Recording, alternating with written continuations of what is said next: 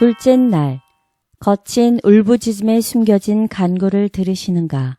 네, 귀신 들린 사람의 이야기죠.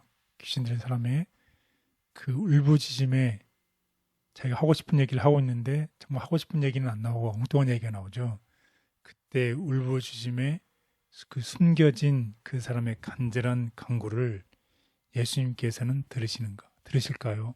네. 네, 들으시죠. 네. 참 제목이 멋있습니다. 각자에게도 거친 울부짖음이 다 있지 않을까요? 그렇죠. 모든 사람에게도 이 울부짖음이 있겠죠. 그 울부짖음을 들으시는가? 마음속의 울부짖음 혹은 혼자 산에 가서 울부짖는 울부짖음. 그래서 여기 보시면 첫 번째 날은 우리가 폭풍을 잠잠하게 했던 이야기를 들었어요. 그리고 두 번째 날은 이제 귀신을 물리친 이야기입니다. 보면 일본에서 일본으로 바다를 건너가죠. 갈릴리 호수를 이렇게 배를 타고 건너가서 가라사 지방에 가서 거기에 귀신 들린 사람을 고쳤던 이야기입니다. 그래서 이 호수에서 정말 큰 폭풍을 만났잖아요. 그리고 그 다음날 아침 가라사에 당도했는데 정말 당도하자마자 정말 놀라운 일들이 벌어졌어요. 너무나 상상할 수 없는 귀신 들린 사람이 달려들지요. 얼마나 놀랐겠어요. 그런 일들이 벌어납니다.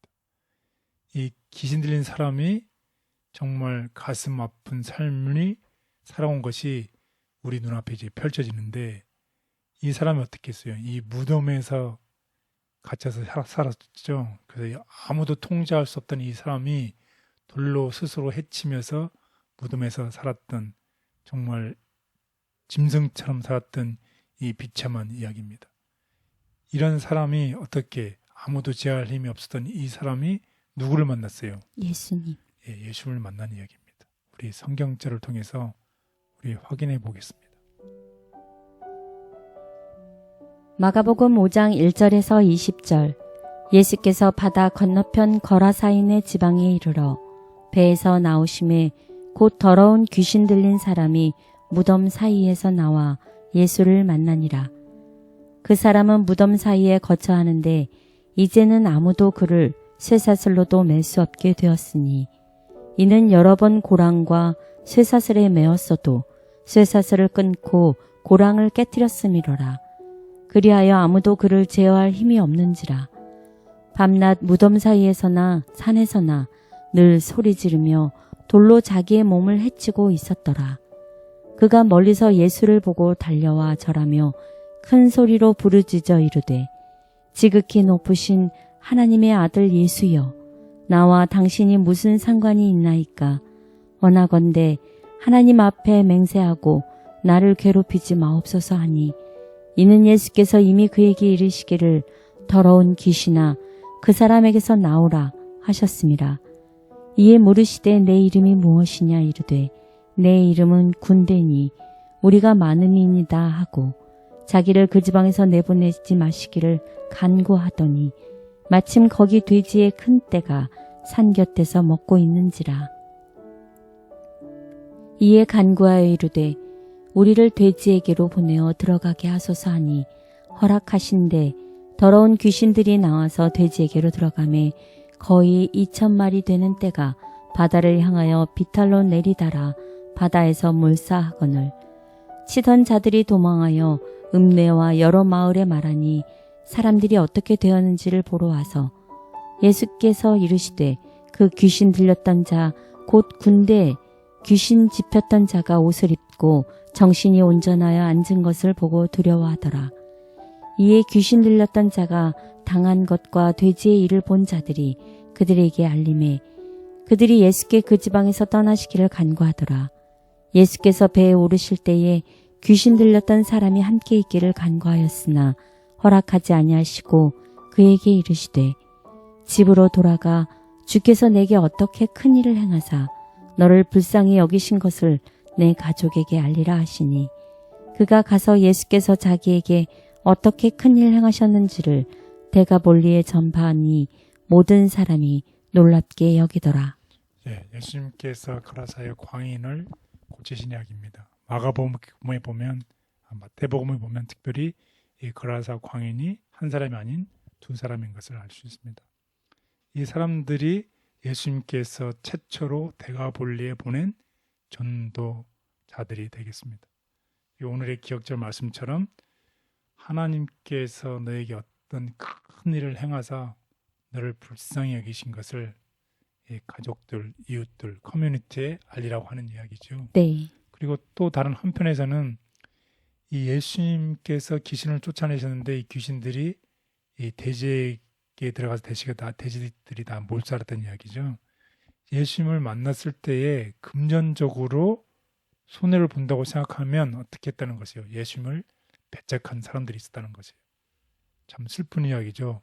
금전적으로 내가 예수님을 믿었을 때에 내가 금전적인 손해를 본다고 판단했을 때에 예수님을 배척했을 뿐만 아니라 어떻게 예수님이 떠나가시기를 강구했던 사람들이 있는 반면에 이 예수님으로부터 고침을 받고 은혜를 받은 사람은 예수님께서 명령하시기를 너는 가서 전도하라고 이렇게 말씀하신다는 것입니다. 그래서 귀신 들린 사람이 예수님을 만났고 아까 말씀드린 것처럼 정말로 어떻게 이 귀신 들린 사람들이 이 배에 접근했을 때 제자들은 어떻게 했을까요? 겁에 질려서 도망갔지만 누구만이 남아 있었나요? 예수님만이 남아 있었습니다. 예수님께서 이 악마에 사로잡힌 사람을 이제 고치셨고, 그리고 그의 외침이 악마의 소리에 묻혔지만 예수님께서는 오늘의 제목처럼 어떻게 이 거친 부름에 숨겨진 그의 간구를 분명히 들으시고 그 사람의 믿음에 응답하신 믿음의 이야기입니다.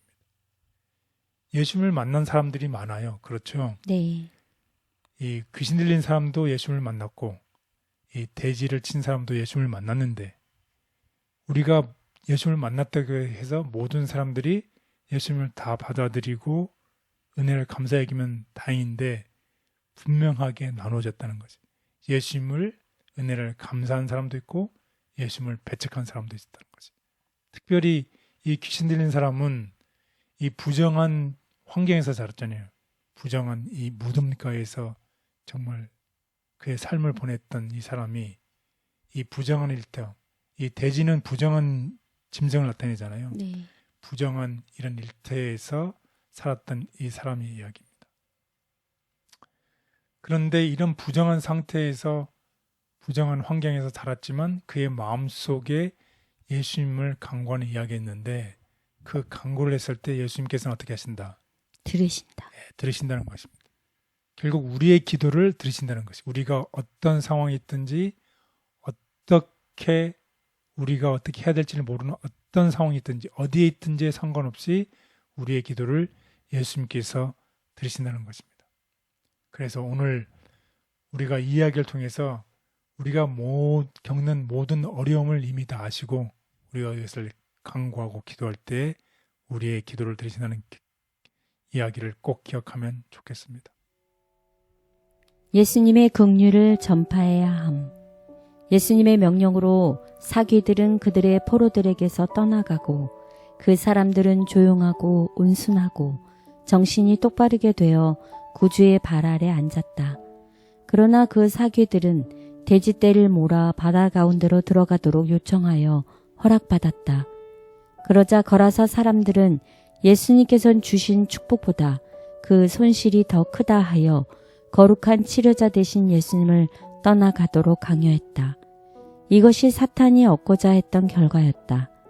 그들의 손실에 대한 책임을 예수님께 돌림으로 사탄은 사람들에게 이기적 공포심을 일으켜서 그들이 그분의 말씀을 듣지 못하도록 방해했다.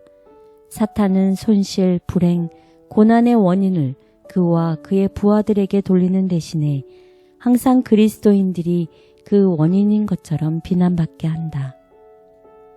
이 사건은 제자들에게 인류와 짐승들에게 나타나는 잔인한 사탄의 세력을 보여주기 위함이었다.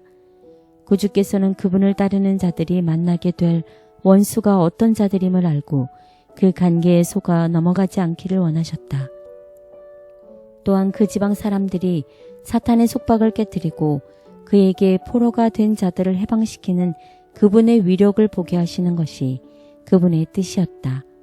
비록 예수께서는 그것을 떠나셨지만 그처럼 놀라운 구원을 받은 사람들은 그들에게 자비를 베푸신 예수님의 긍휼을 전파하기 위해 거기에 남아 있었다. 예수님은 귀신들의 거친 소리에 숨겨진 그의 간청을 들을 수 있었다. 아무도 도울 수 없었던 그를 예수님이 도우셨고 하나님의 증인으로 변화시키셨다. 보내신 최초의 선교사.